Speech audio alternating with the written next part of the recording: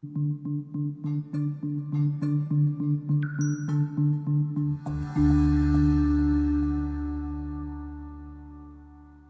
are predicting that the worst is yet to come, which is unfortunate, said one person here. Until now, they've enjoyed the reputation of being the nation's icebox. Watched a burglar in his home this morning by webcam. As a journalist of over 25 years, stories are what make my world turn. Reporting live from the Dallas newsroom tonight, Jeff Crilley, Fox 4 News. But in 2008, I took the jump from my familiar life and started a PR firm from my home. We're talking about anyone with a camcorder like the one I'm using becomes a television network. We started slowly growing the company, and we now have over 100 clients, and we've branched into the world of live digital broadcasting. I now own 8 different TV studios and have a huge team, and the stories that I now get to share are sometimes the most important of my life. Life has a funny way of coming around full circle. This is the Jeff Crilley Show. Welcome to my show. It's been said that one of the most important things in life is having an attitude of gratitude. Many of us forget that. So joining us to remind us of that is David A. Cary. He is with StillThankful.com. Welcome to the show. Thanks. Glad I could be here. Now, your life kind of took a right turn, I guess, a couple decades ago. Will you tell us about that? Yeah, we've taken a number of turns along the road. It was 1995. We had 2 little boys. Austin was about 4, and Trenton was 11 months old, and we were totally surprised. We had no idea there was anything wrong with him.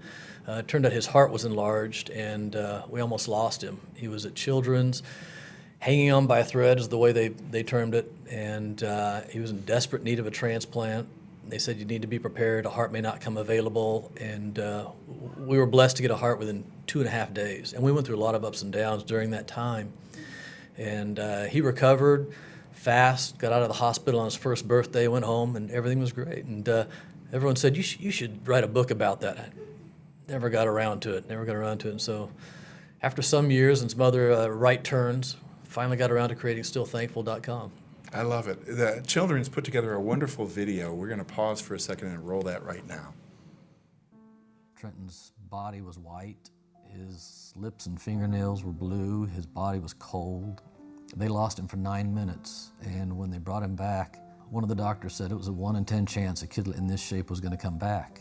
And that's when the talk of transplantation started. They said at best he had 2 weeks. Now he just needed to hold on a little bit longer. The days went by minute by minute. The nurses, Oh, they're amazing. they're beyond awesome. Trenton was totally snowed, and Dawn would put colored pictures on the window for him and talk to him like he's wide awake and wash his hair. And what really stood out to me, above all, was the fact of how human these people were about the humans they were caring for. It was a really tough time.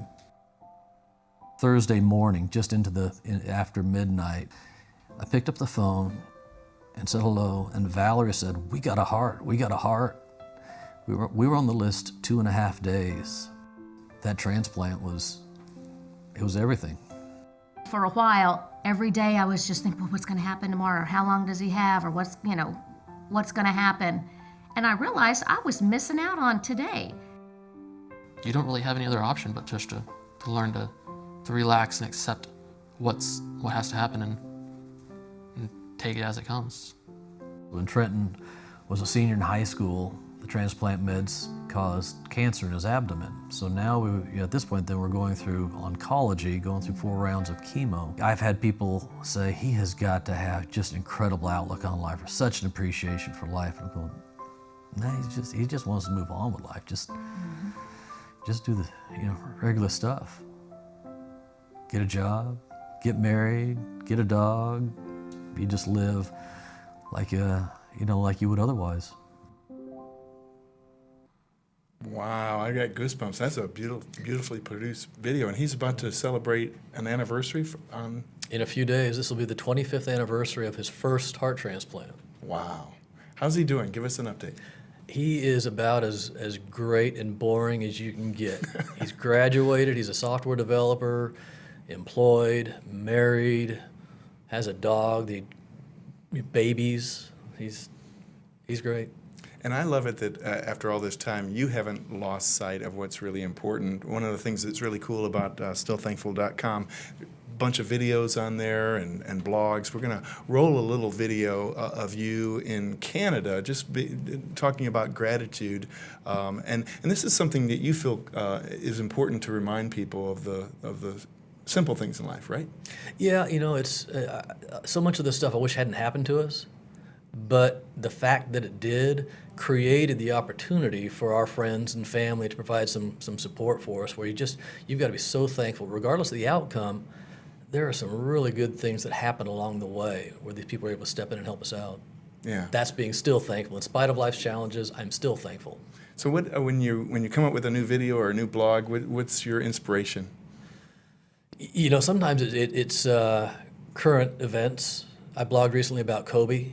And the fact that here's a guy who achieved so much in his life, but I'm living longer than him, which is better?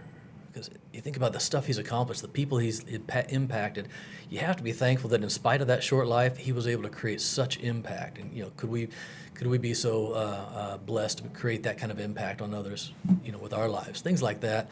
Sometimes it goes back to historical things, people that want to know what our families has gone through. What's it like to be in ICU, to know your kids in the operating room, I have a blog that hasn't come out yet that I'm going to tell people about ICU psychosis at some point. It was one of the wildest things we've ever seen. Wow. Now, I know you started stillthankful.com to draw attention to the medical needs out there, but you're now being called to get companies involved in philanthropic efforts. Why don't you describe that? Yeah, so we still thankful that they hear that and they think it's a nonprofit, but no, it's a for-profit LLC. The thought being that you can accomplish a lot more when you combine the nonprofit efforts with for-profit opportunities to drive each other. The profitability from businesses can create a lot bigger impact a lot of times, and so there's plenty of opportunities on the philanthropic side, be it volunteering, gifts, financial, whatever it may be, when they're matched up with that profitability that drives scalability and sustainability. Yes. That's where you can really achieve a lot more. So that's what I've been thinking about with Still Thankful. To this point, honestly, it's mainly just been blogging and videos, things like that. But along the way, as I've been doing this, other things have been coming to me saying, well, how can we do this? How can we put these pieces together? And that's been rewarding, trying to help them. I think that's beautiful, and especially these days, young people will choose an employer based on, how are they giving back to the community. So, for instance, if you came to a company and the company wanted to get involved in the homeless movement somehow, you would find a way to plug them in? Yeah, we can find a way to plug them in. It depends partly on what are the goals. Are they doing it solely to give the employees something to do? That's okay.